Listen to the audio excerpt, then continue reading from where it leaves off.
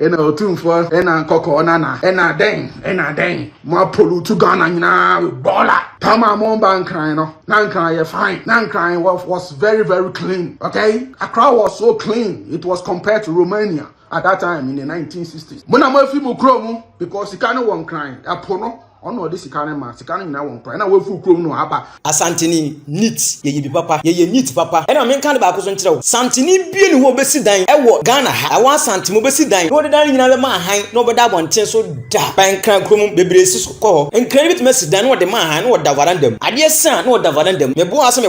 boa wo se me boa ebinum te sanye omu nyina ebinum esimisi dan na wo de dan nyina ma han wo wi a na o da varandam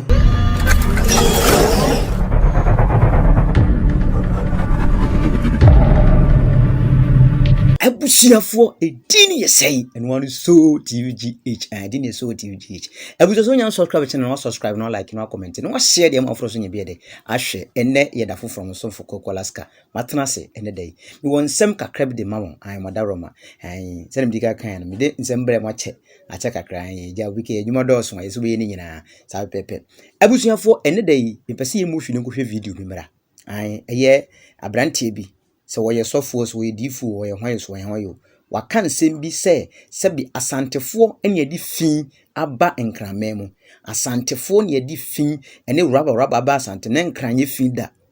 bese ye ntue boas ne ntie ne nsem wo kan ne ye nie man emuani address ne keke ne ye hwe sans mo kan nyansa wo mu anase nyansa nim. So what you say? Mintia say this time will be over the cameras in the no can santiasem. No cassetia santi no dear santia no cancel because we catch sentimentia say. I mean ye clear cra, menye mentia say. Obi best for cameras in beard santi. No takra santi. No takra santi. Also takra santi ye. O dear santia temo can some feeling near my fast santi. When a santel so nema wo krona wo timo ye ma wo.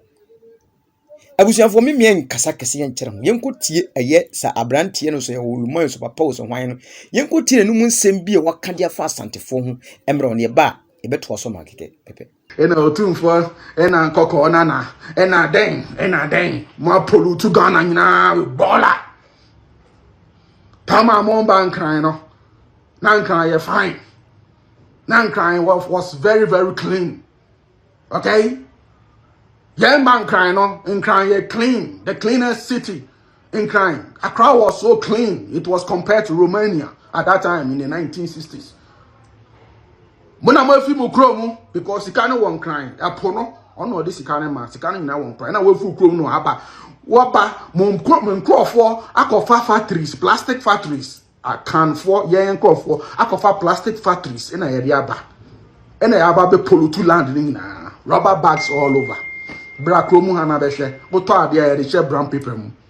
something that can degrade on earth. Ya de share brown paper mu.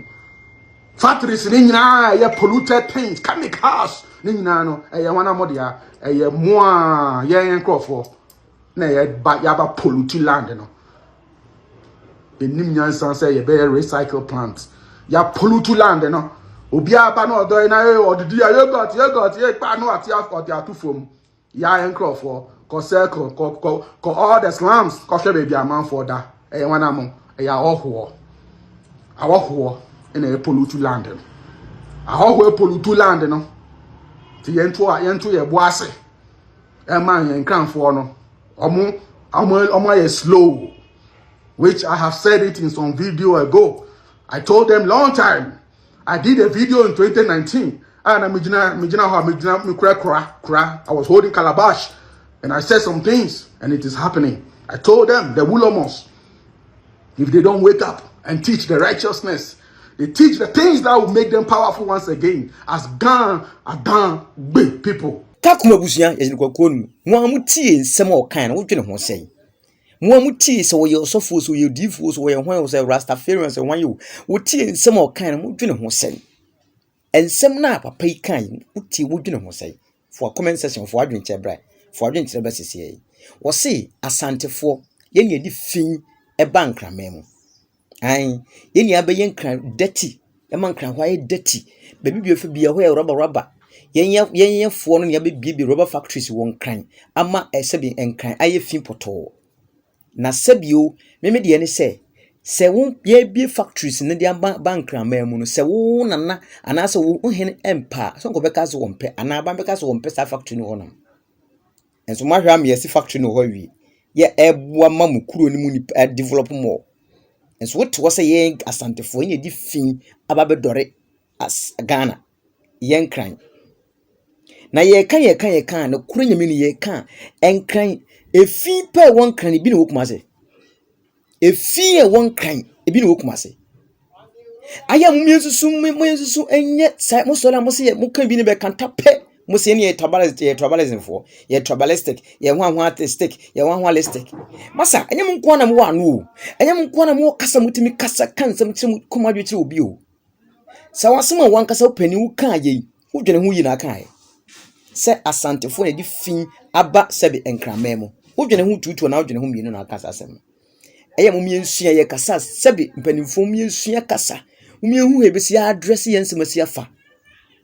sa wo man ni mu ni ne bi ukuru bi a won ani bi nkoyi na wo address hu abesi address asiafa enye ne yesole ne yesi openso kese aha kese yami kese yami ho kese eha wana papa abrante oluman hwan ye hawo mo miensu mi ni ntre ni nton wate ne niam ho se na doso eniam ho se na too much wo enkran santini papa no sabi obesi dan ase wo no asini fie watim ne wode ne dan nyina ma han ne wode abonten enkran ni tim ye saade no mebo akase mebo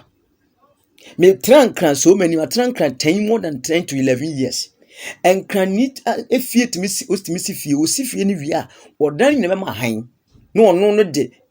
da varandam da efie ni compound aya wo gemframa so dan nyina ma han ne me gu varandam eno enyansa na ese de santini bebi no be saade ne da santini bebi no be saade ne da enzo so wo to se yenya santemfo no ye di fin aba nkramam ye wonsem wa yen kan ye wonsem wa yen address kwan kwa se o kan ho asem ye wonsem wa yen kan wa asem o kan ye obi tenche be kasa se kim obo so kasa santefo de sa na yete enzo kan kwa se asem na se be kan ye nyansa nim asema kan se bi nyansa bi anim hwe asikafo wo Ghana ha kwame despite mo any others foreigners and so free sapon mo omu ye ho afo omu ye nkranfo omu nyine fa Asante mem ono wo ye de no wo anya mase wo ya ma kumasi ni no wo ya ma nkrani no wo yi ne yam so wo yi siesie wo ye bibi de asi nkran mem wo ye de ama Ghana enye Asante enye nkran enye igbe enye mfante enso wonsem a wo kan kire se asane yen Asante be develop kuro na mamo no won no nimu nyansa na obe develop nkran maamo ye kumasifo ya fo tantafo ya mumu ya mu respect ye kuro ya ye kumasifo so na mama nkran aye nkran ne ke ka mu kwa ngobetu mama nkran e kan nkran fo anka betu mama nkran kwa ye nkran ye ne nkran ni bia na eni asem Asante ne nkran ni bia eni asem be ye wonsem bi onu mani kwa se ofi wonu ba kwa ka hwere ya ga manchesi ni Asante ne tete ne fe ye na kono de ye emra Asante ne ba nkran hwe ni ne fe ye na nsem mu kura Asante ne ba nkran eba that's despite program hwe de we na nkrafo si boje ne so wo ba no che kurowura ayi kurowura mpo ha wana ye mo ma jealousy awurawura mu too much Ghana ha ya ma jealousy awurawura mu too much ama na Asante bia na we Asante ni we say Asante mo kire mo na mo tribalism mo yesi na mo yesi masa so office wuntimi ya bi ne hwe ye bi ya wodi wa hene wa hini no ahini nya kese otumfo ama ahini ya kono Ghana ha kro bia Asante kro ma ahini aye kono aye sa wunya kro be trace kakra be de hene so what ya say enti sanya mo ho sem na sebe ye tie mpanimfo ye kase tie mpanimu wo mpese be kase tie wa men kase ntie wo be hene me de bia men ntimi ni wa deep ohini bia tam Ghana ha se da me se menye bi da enso ye mu bi ete ya ono mo ni etre nto na da enka ho no beka ensem ya papa beka yi pa nyansa be pa na wase ma ka yi mo wo address issue a hu abesi address wo issue asi afa entakre one party entakre we ni ba ko fo se mo na mayesi na wo ye fi teye enkrafo bi mu ye fi teye Asantefo efi adware nkran bi na adwa Asante mu asen kaka Asante mu ke tu afri anke wu enkran fie won kran no se bi na dori kwasantema manke wu enti mo ma nye de sase ne amu pese mo kire se Accra capital city ntina nkran aye chen asantema bebre masa ye obi ofiri Kumasi be developing kran bia no wo developing kran because of say what Ghana wanka se what Kumasi na what nkran enti sa nniam ho kasa na ye ne wo ya no a ye bia no obi bia no second no kasa ti obi hene bia no kasa no kasa ti otumfo Ghana ha animonyam a otumfo wo Ghana hene wo hene be na obi sa e wo wiase ewiase nyina wo hene West Africa otumfo se ne West ayifo yi European fo ne adankofo si respect ye no e fa nyina gina otumfo so enti se mumma ye tena ase ne ye di na tam social media kan sem tie ne ye se te bedrum ne bi no e bia muhia mo bia munya mfi ne ho bia wo se Ghana hia mo bia onya mfi ontimi nko bia wo because money mo so na tra too much Ghana for yesu atra internet na e wo so no se bia di sua nyansa ye mfa nipanimfo atam gu ye nyane ye hu ani mase mahama be kan se emra no ote akonya so obetena so akonya so emra wo hia mo no se bi o president Akufo na krobia Asante Kota otumfo amenwo a ka wensa nka emone mfiri IMF saa na hepic kofo penso omampani kofo penso wonso se wokọ hepic no no ohia mo apasa nya otumfo na ko mu a ka wanya hepic no ko amfi no mo amwa no saa Rollins so kafra atame se so betena so wonso hia mo afri IMF we a ho otumfo kru ya na ko mu ma ne nyaaye de me ka wate ase sebe mpraduasa enkofo ma kan papa nsam afa ne ho no enye bini na mpanimfo bi hye nkofo be ti na edi nsamfunu ni nsamfi enti obi ama no so no kan nsam ani kwaso ka ti opon so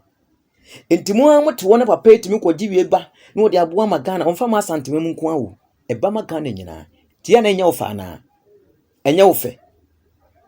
ya obi wanu an wo se aduasa wo kan wo se yibi kwa wotwi wo se no akasa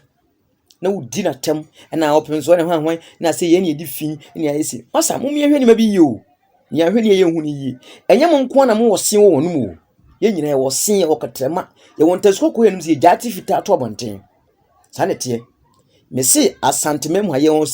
ntasko ko wo ye num enzo jani atifita to abonten enti ya munsusu nyam ho se moye superior chen obi a na munye superior ncha Asante man munye superior ncha Asante man da because Asante me say hukuma pampa so we pusa kentema onto Asante man da enti sa hoye ana wo mu gya munyan na monka mo madwan Asante ni enti pagya manga no babi na we da Asante no mo na moto ho na mo kasa mo di otumfo atem di Asante fo atem no we da Asante no Ghana ye kan na moto afefe mo se benya we kan benya kwasoampani bia ni tibon nkoso wonnim nyansa ba bedi atem minzo wudi atem wonnim nyansa no tikom bonkoso be ma bia na wo ba bi ma bedi atem cause ye kan koreche no wo mpe ye ne se ye ken maye wonti ase fra wo nyine ken bia jealous of funny bay 4 tan bay jealous fun be no abusuan so nyan subscribe no like no comment share for man you nya bi de enhwe di ne so TVGHI di so TVG ensem ya papa kan yi ehun sanam de me man ne reply de man no o se Asantefo ne di fin abankra memu tembeza nche ne se omo no to no so yenkran no onye fin nchen Asanteman yo oye fi kla chen 100% e fi no onu wotim odam tware Asante meza fi ne wonkran bi ne woka Asantefo nka ibetuma tana kibe dwane kibe wu Asantefo ade etini fin abra Asante behwe e fin ye chiri fin yempe fin yempe honam kankan yempe enti amususu nkasa munim kasa nchen yo ye kasa ye kasa bombo ebeto tomo ne ba no ba ye den ye tikase ye tu bombo ni bia mamoa ka be faela be hu nya ye tete ya anye yen Asanteman me se ya tete ya anye yen timususu nkasa na onye nko no kasa ena Asanteni bi o siesie waye japade ho nkrama bi wo ye ma Ghana wa anya amasabe se wo ye Asanteni ana wo ye nkrani ntia nti wo kasa no sue nyansa se Asante ye ne di finu rubber abankran nkran tesa ye ne ade ba mo nza mfiri onko fa ma Asante mem we nyina useless talk bia na mo ka na mo kasa e bi kasa tia mo sei Abusuafo me di mbosi ya di ne so TVGH em ka kan no me am di dwumade wo cha friend Kwaku Alaska me di mbosi ya dasene e beto aso de mamo piao. So thank you for watching the video, thank you for subscribing to my channel, and thank you to those who are about to subscribe to the channel. Please subscribe to the channel and share and like the videos that I give you.